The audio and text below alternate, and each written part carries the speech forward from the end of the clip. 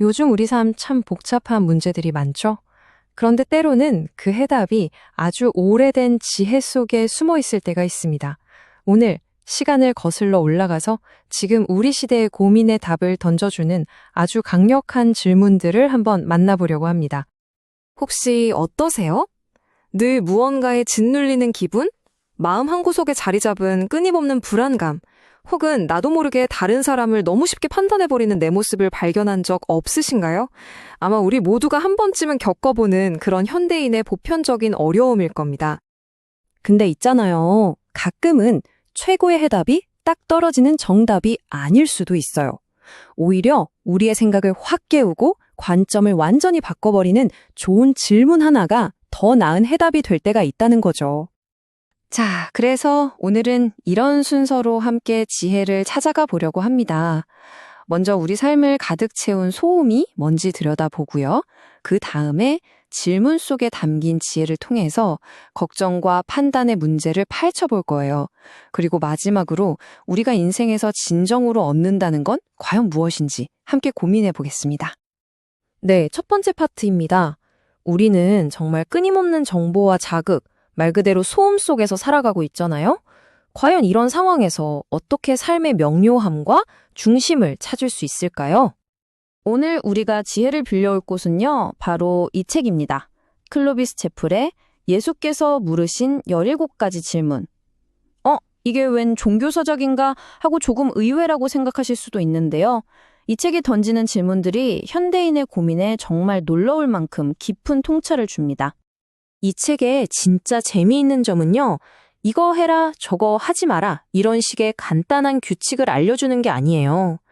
대신 우리 스스로를 아주 깊이 돌아보게 만드는 강력한 질문들을 툭 던집니다. 그리고 바로 그 질문을 통해서 우리가 가진 문제들을 전혀 다른 각도에서 보게 만드는 거죠. 그러니까 여기서 핵심은 뭐냐면요, 쉬운 답을 찾는 게 아니라는 겁니다. 더 나은 질문을 던지는 법을 배우는 것. 질문 그 자체가 우리의 관점을 바꾸는 정말 강력한 힘을 가지고 있기 때문이죠. 자, 그럼 이제 본격적으로 첫 번째 핵심 질문으로 들어가 보겠습니다. 바로 걱정의 무익함에 대한 건데요. 한번 생각해 보세요. 우리가 하는 그 수많은 걱정과 불안이 과연 우리 삶에 단 1시간이라도 더해줄 수 있을까요? 이 책에서 던지는 첫 번째 질문이 바로 이겁니다. 너희 중에 누가 염려함으로 그 키를 한 자라도 더할 수 있겠느냐? 정말 단순하죠? 하지만 우리가 매일같이 하는 걱정이라는 행위의 본질을 정말 날카롭게 꿰뚫는 질문입니다. 이 질문은 책의 2장에서 집중적으로 다루는데요. 제목이 염려병 치료법이에요. 지금 보시는 게 실제 책의 목차인데 여기서 정말 흥미로운 점은 걱정을 그냥 나쁜 습관 정도로 보는 게 아니라 우리 에너지를 전부 고갈시키는 질병으로 규정하고 있다는 겁니다. 이 책이 분석하는 걱정의 문제점들은 이렇습니다.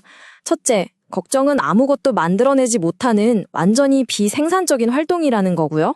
둘째, 우리의 신체적 또 영적인 에너지를 심각하게 갉아먹습니다. 셋째, 그냥 내버려두면 점점 더 악화되는 질병과 같다는 거죠. 실제로 이 책에서는 우리 걱정의 75%에서 무려 90%가 결코 일어나지 않을 일들에 대한 거라고 지적해요. 정말 놀랍지 않나요? 결국 걱정이라는 건 우리가 어쩔 수 없는 일에 정신을 낭비하게 만들 뿐이라는 겁니다. 자, 그럼 이제 시선을 좀 돌려볼까요? 우리 내면의 걱정에서 벗어나서 이번엔 다른 사람과의 관계, 즉 외부로 향해 보겠습니다. 바로 판단이라는 행위에 숨겨진 맹점, 티끌과 들보에 대한 이야기입니다. 두 번째 질문은 이겁니다. 어찌하여 형제의 눈 속에 있는 티는 보고 네 눈 속에 있는 들보는 깨닫지 못하느냐? 다른 사람을 비판하고 흠잡으려는 인간의 아주 보편적인 경향에 정면으로 돌직구를 날리는 정말 날카로운 질문이죠. 이 슬라이드를 보시면 그 차이가 명확하게 보입니다. 우리가 다른 사람의 눈에 있는 작은 티끌에만 집중하면 어떻게 될까요?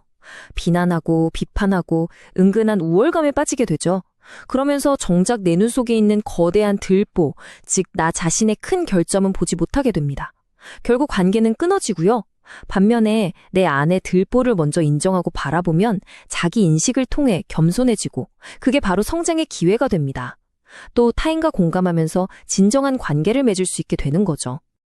그러니까 이 책이 꿰뚫어보는 심리가 바로 이거예요.